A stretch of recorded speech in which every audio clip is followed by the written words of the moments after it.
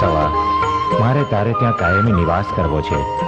ઈશાન ખૂણામાં મારો 52 ગજનો નેજો ફરકશે અને અખંડ સદાવ્રત શરૂ થશે.